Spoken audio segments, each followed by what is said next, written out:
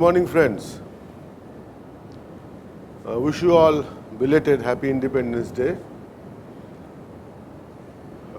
And let me tell you, after the last lecture, I had a discussion with one of my students, and he had a complaint. He said that a lot of things are being discussed on T by W, thrust to weight ratio, but our hangar, we are having aircraft which are having propeller, and we try to characterize a benchmark a propeller driven, IC engine driven propeller engine through power rating. We don't talk about thrust from a propeller driven aircraft. For a jet, we definitely talk about thrust. How to handle this? When I ask the same question to myself, I also understand that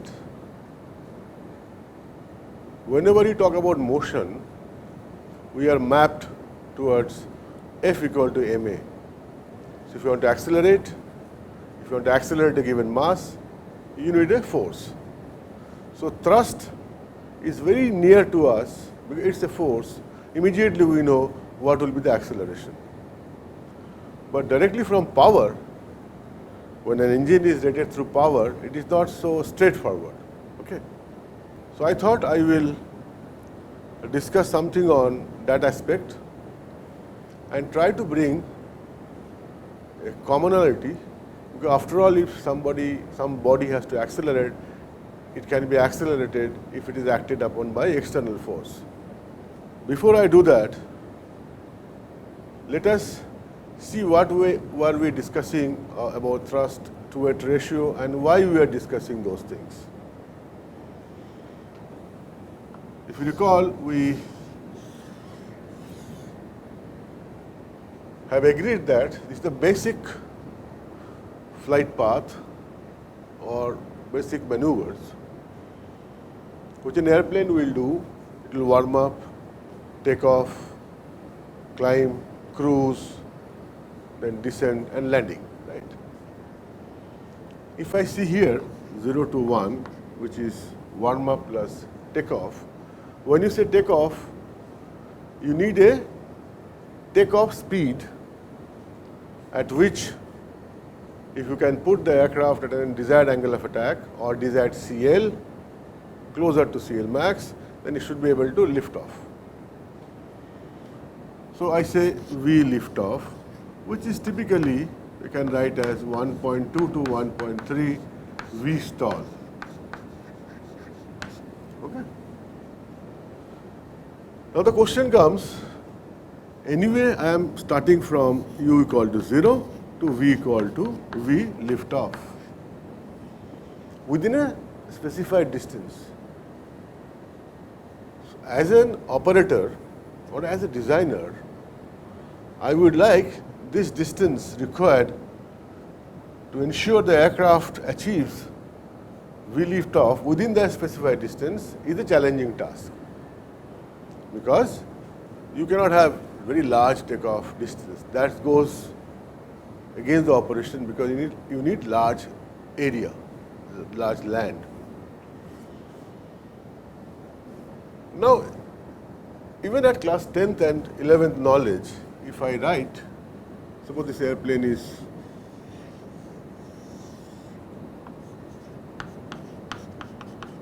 accelerating on ground, and there is a thrust, and there is a drag, there could be lift, and there is a weight, and here there is a reaction, R. This is very straightforward for you. So what we should write? Thrust, which is causing the acceleration, and drag, which is causing the deceleration, minus mu of, or minus, let's say, frictional force, because as this gentleman tries to move this way, there is a friction force.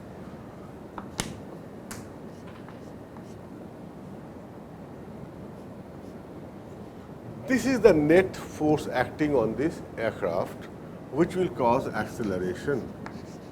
I can write this equal to ma,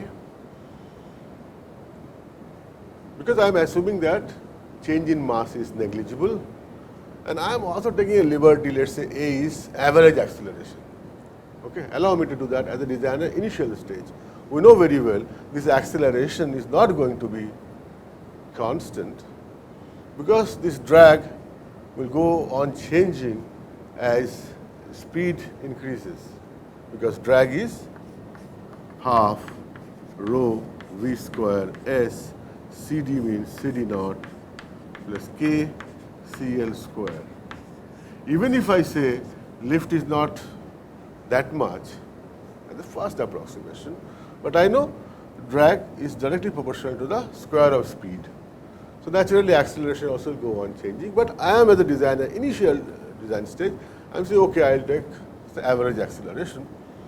And then if I see T by W minus D by W minus FF by W equal to A by G.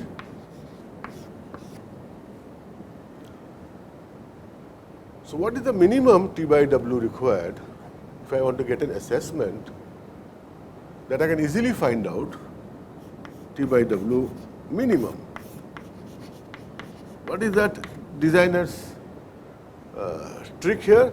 You say, okay, drag is not that large as compared to thrust. Friction force, okay, I am neglecting it. So that will be proportional to, that will cause proportional acceleration, which is A by G. And you know that within this distance, S,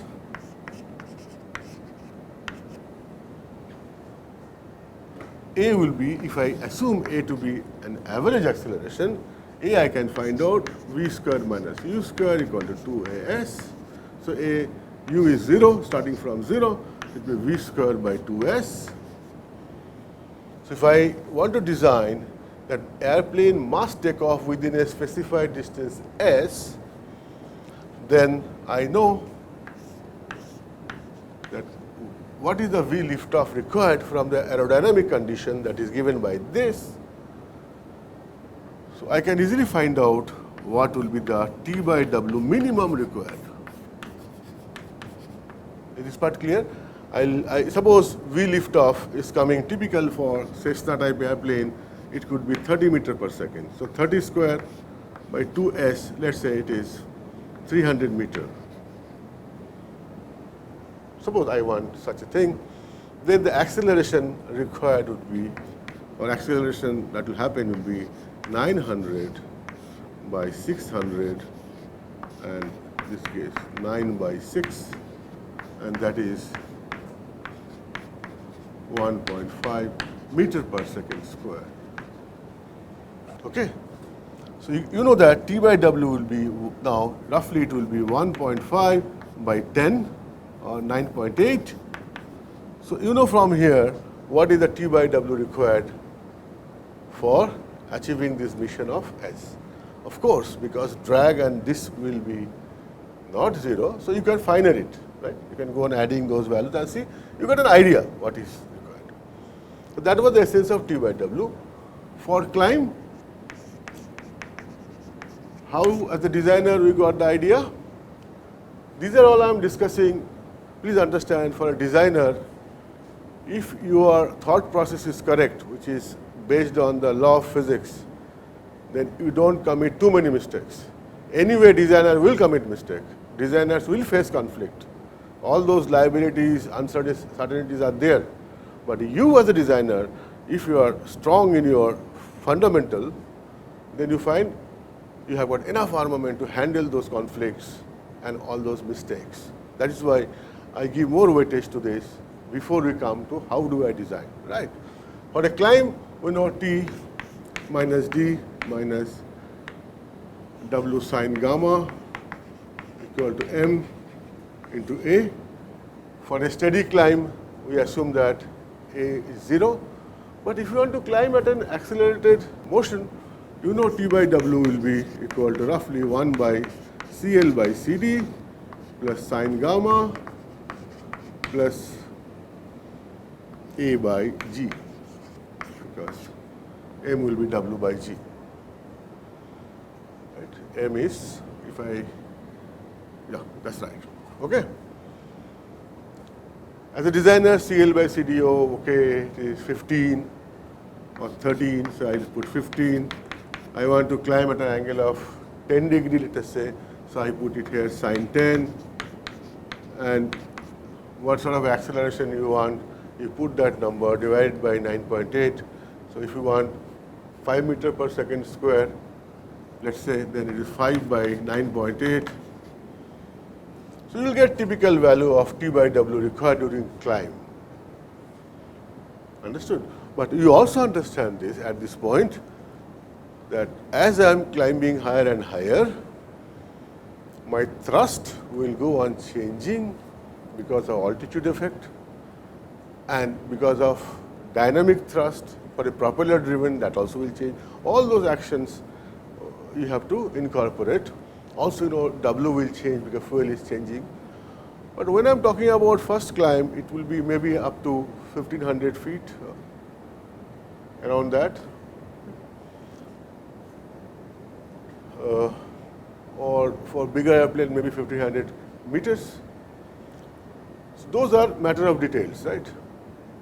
But this gives you an idea what is this T by W we are talking about, why we are spending so much of time, right? Then for cruise, for here, we know that T equal to thrust equal to drag, lift equal to weight. So T by W is equal to 1 by CL by CD.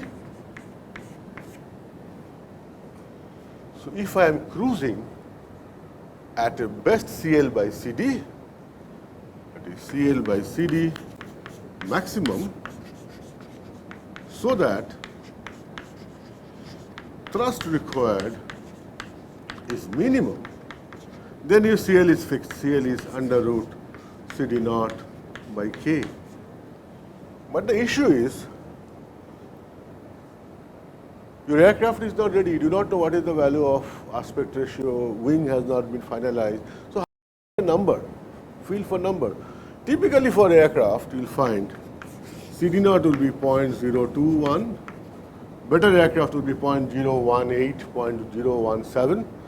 And for K, since subsonic, I can write pi aspect ratio into E.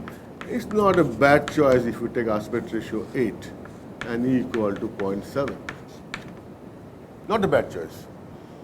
So that gives you an idea what is the CL you need to fly, so that you find what is the CL by CD max and what is thrust required minimum. But there is an issue, you see, how the conflict comes. Okay, if I have to fly here for thrust required minimum, then I have to fly such that CL by CD is maximum at a given altitude. The altitude for a jet-driven airplane, long distance, will be decided by the SFC of an engine, thrust-specific fuel consumption. Generally at tropopause, 10 to 11 kilometers, where temperature variance is almost negligible, there this is very efficient. So any jet-driven aircraft will always fight to fly, cruise at that altitude. That is indirectly what I am telling, rho gets fixed. Rho means density of altitude, or density of air at that altitude, 10 to 11 kilometer. When you are flying in any such Airbus or Boeing aircraft from Delhi to Bombay, Delhi to Chennai, you will find that the pilot in command will announce we are flying at 33,000 feet, right? So that is that altitude that he's talking about. If rho is fixed, the problem is, and rho fixed, same time CL is under root CD naught by K, this is fixed. So your V becomes fixed, 2W by S by rho CL. CL is this, and rho is fixed here. And that speed will come much lower than the speed during cruise you will expect. You want to go faster, right? That is why even at that altitude, there will be compromise, and it may happen that more weightage is given to that fuel consumption because anyway you have to move faster. The passenger will not like. From here to Delhi, if you are taking more than 1 hour, people are annoyed, right? So it's not possible that all the time you're flying with these conditions. Right? That is where I was telling you the conflict comes. But T by W, you can always find out how much is required once you know CL by CD. It is not necessary you will be flying always at CL by CD maximum. Right? So this is the story of T by W. And we have given you some numbers for different airplane. But what as a designer you should do if you want to learn this subject, based on this, based on some mission requirement, you try to find out how much should be T by W for a given type of aircraft. Take Cessna 206, take Piper Saratoga, take a Airbus A320, and apply this and try to see what sort of CL by CD should fly, what sort of T by W the designer must have kept, and see actual numbers, how they are close. Okay? That is the part of learning to be a designer,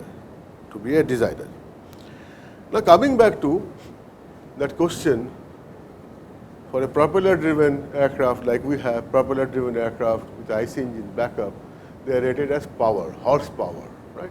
What is that horsepower means? This is your chamber where combustion goes on. This is your brake.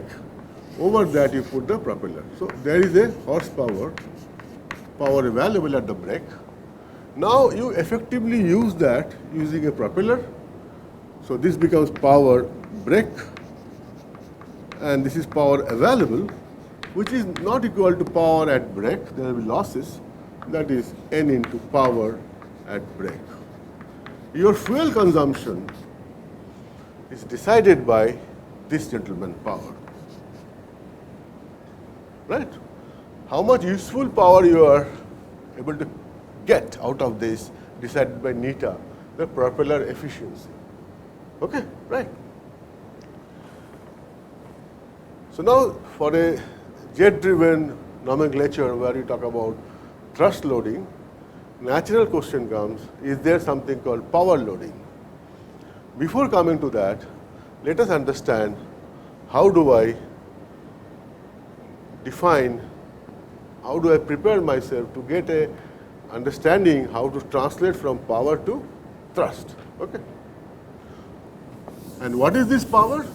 This power is required to overcome the drag experienced by the propeller primarily, apart from accelerations of the propeller to get a particular RPM. So let us see power loading, how it is conventionally defined. It's horsepower to weight ratio.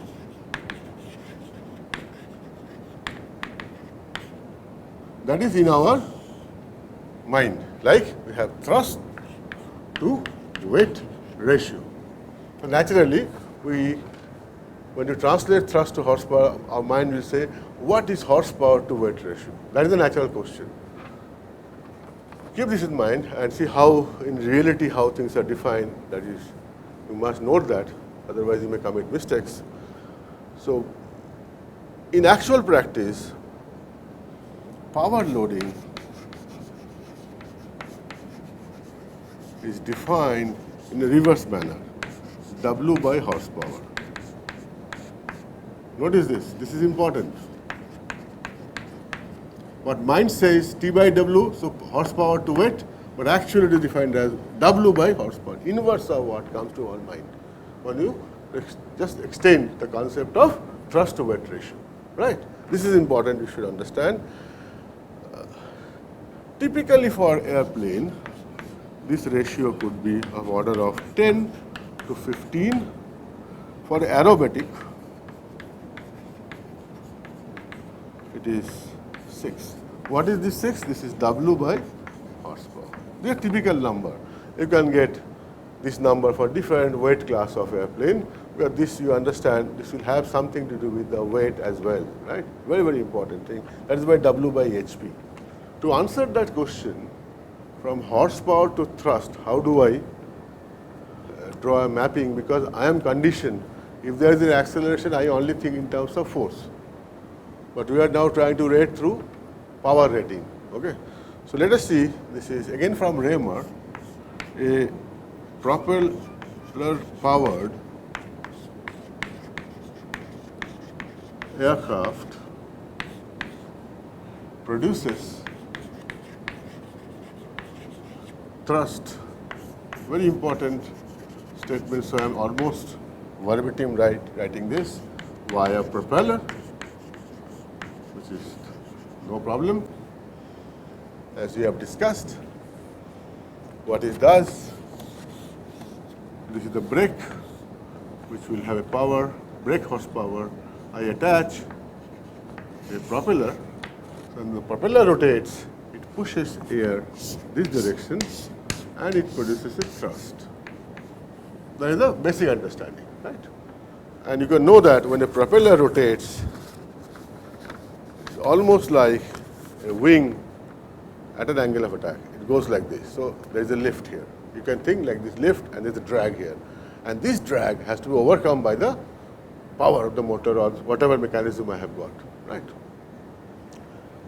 If that is the way I want to perceive, then NP I define as thrust output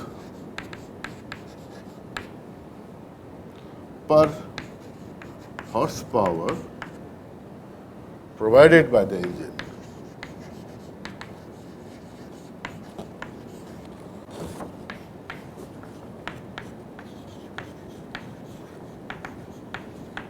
This is, so T by W is defined as NP into HP by W, 1 by V, and of course 550, you know that FPS unit. 550 comes because of horsepower has to be converted into watt in FPS. Why this V has come? You could see that after all, if it is cruising, power is nothing but force into speed. So that concept has been used here. And NP into HP is what? Is the power that has been extracted out from the brake, from this brake. How much power has been extracted divided by V, because moving at a constant speed, that gives me a thrust, and then I divide it by W, so I get T by W. This is the way I perceive. So you could see that T by W is proportional to HP by W, and there is a V sitting here. Okay? So when I am trying to visualize power loading is not HP by W. Power loading is W by HP. Okay, so reverse of HP by W. So this is the way it has been handled in the literature or any manual. If you see, this is the way you can perceive. If this much is my power loading, which is inverse of this is the efficiency, what speed I am moving, then the equivalently I can see that T by W is that, because I am conversant with T by W. So T by W at that speed is this much. When the machine was delivering horsepower of HP with a propeller efficiency of NP. That is the understanding. Okay? Fine. So HP by W is inverse of power loading.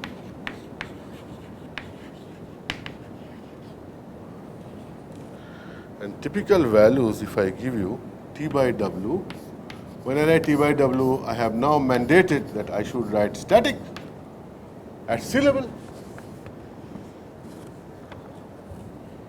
And also I write for different airplane jet trainer, which I have given you earlier. Jet trainer, jet fighter,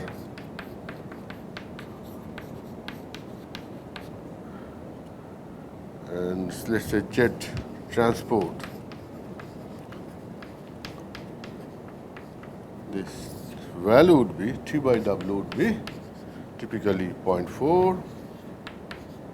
Here it is jet fighter, has to be more, 0.9, and jet transport 0.25.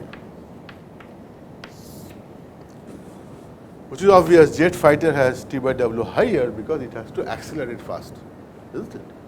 Jet transport is cool. It has nothing in a hurry to accelerate. And jet trainer, of course, has to be a little more because you have to do so many maneuvers, it has to be taught. So you can apply whatever you have discussed and see, take a jet trainer aircraft dimensions and see how much T by W you would expect and see how much being utilized, right? Since we are talking about power loading, so I will say for power loading, the category of airplane also will be different because power loading we are talking about propeller driven aircraft. So you have sailplane, you have general aviation airplane,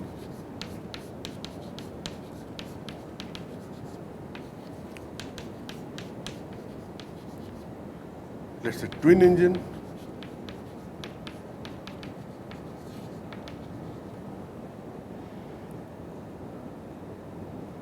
so natural question will be general aviation, single engine. I think I have given you earlier also, single engine,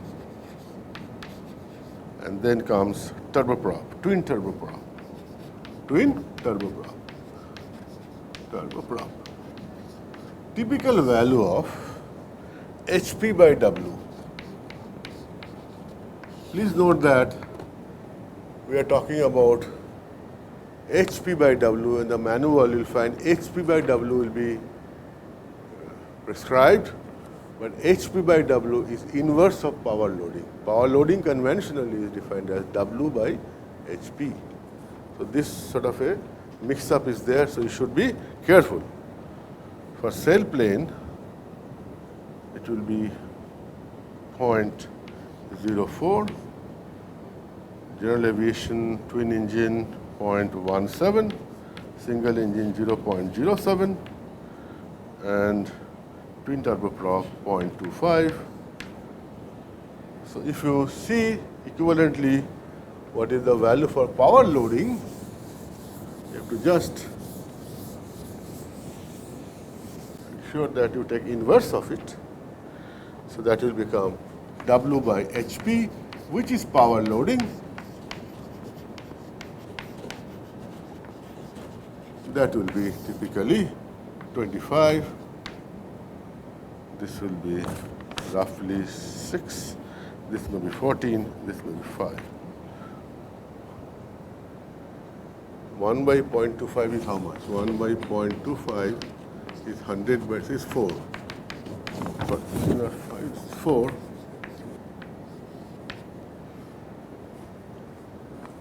Twin turboprop is this value HP by W is typically 0.20. So W by HP, the inverse of this is 5, and this is for this airplane single engine general aviation 0.07. So 1 by 0.07 will be 100 by 7. So that will be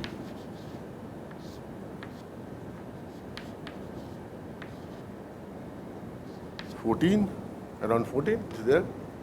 Just take the inverse, okay?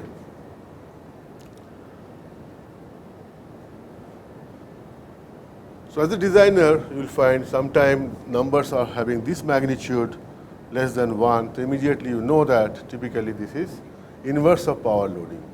Power loading values are generally like this. This sort of a feel you must have, right? You have been noticing that we have completed first exposure to thrust loading and power loading. And we also know that very important another parameter, design parameter, is wing loading. So if you want to design an airplane, you select what is the wing loading required so that all the missions are performed optimally, and what is the thrust loading required, and what is that combination, thrust loading and wing loading, that gives you the best result. because you have seen that thrust loading and wing loading plays important role together for many performance activities. So next time onwards, next lecture onward, I'll be devoting time on wing loading. And before we do wing loading, we'll have some discussion on flaps, because flaps when they are deflected, it changes the CLmax value, and as the CLmax value changes, Vstall will change, and most of the parameters are characterized via Vstall. So next class we'll find, I'll talk about Vstall, I'll talk about flaps, I'll talk about what is the wing loading required for particular Vstall for a given flap configuration. Right? Do not forget, when you deflect a flap, you do get higher CLmax, but you also get more drag. So what is that suitable for you? And if you put more complex flaps, the maintenance becomes an issue. How do I handle, for what aircraft I select these types of flap? All those things we'll be discussing, giving some historical data. Thank you very much.